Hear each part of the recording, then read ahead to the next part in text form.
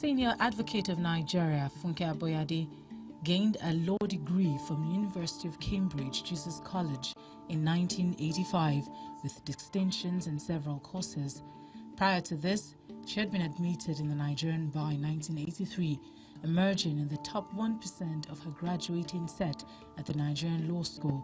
Before that, she attended the University of Ife, where she graduated in the top 1% of her class, obtaining a law degree in 1982.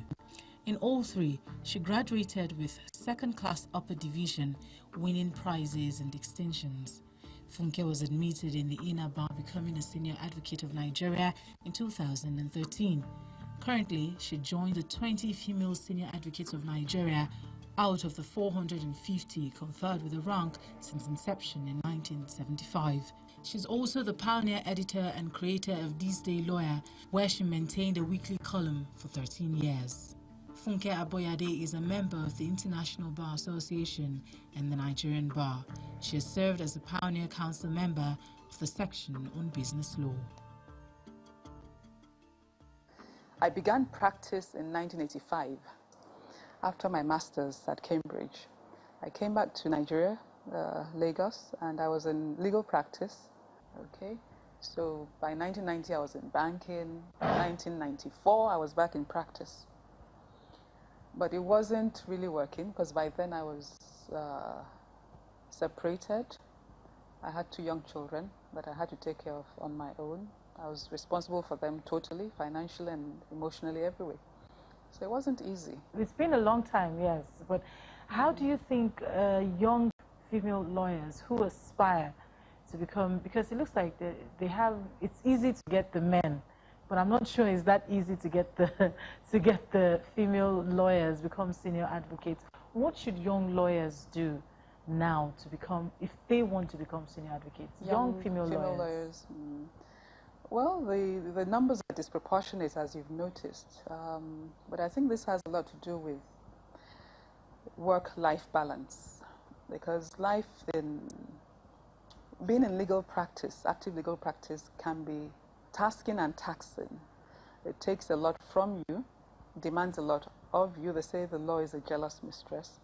So you find that many women or female lawyers drop off. They get discouraged or they get overwhelmed, and they sort of, along the way, drop off into what they consider maybe easier careers, easy on their homes, their marriages, their children, for various reasons. Do you think, because right now it's a bit difficult for women my age who have young children, and you know, they have to juxtapose home and the children. Do you think it could get to a point whereby the woman has to choose between what to focus on, her home or her work? Indeed, it might, and it has for many women. I can't speak for them because my marriage broke up very early on in the day, after about 5 years, so those were not my own issues. But I empathize with female lawyers, especially because I've mentored many of them in my firm. And as you saw, I have quite a few of them, some married, some on the brink or cusp of wedlock. So I take time to sit down, advise them.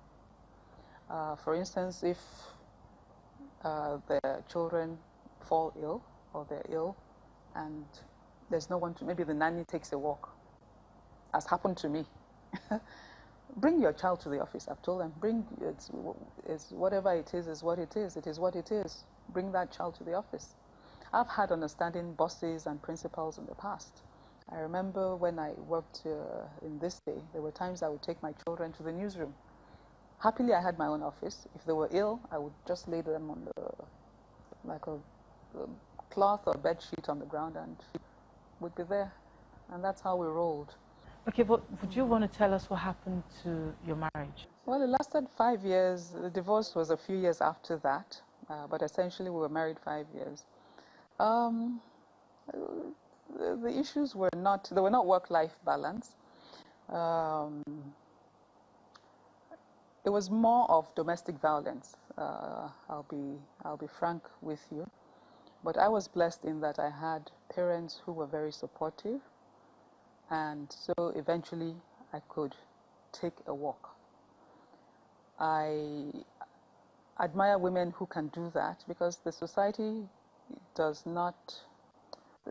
frowns on that, especially in those days. I think maybe it's more commonplace now, a divorce and I really didn't know anybody growing up whose parents were divorced. So for me, I was also, and I was young, I married very young. They're not very happy days, one wants to remember, but I remember them now with, I don't have regrets. I don't have regrets at all. I'm glad I was able to leave, and I'm glad I had supportive parents. And I had supportive parents-in-law. So that was really helpful, yes. Now, how would you advise women who are going through domestic violence at this time? And, you know, probably the man is the breadwinner and they depend on him, so there's nowhere to go. I know, it's hard. It's very hard. It's hard sometimes that when you leave a bad marriage, people you think are your friends may begin to shun you, because you are now seen as that scarlet woman. It happens. It didn't happen to me, but I saw it happen to other people. And I actually, even from people who were not close to me, I sensed they saw me as that, maybe that scarlet woman, because you didn't leave your marriage. What I would say is that if you're married, try and have a source of income, maybe a separate stream of income. And if you can't, at least have a talent you can utilize if push comes to shove.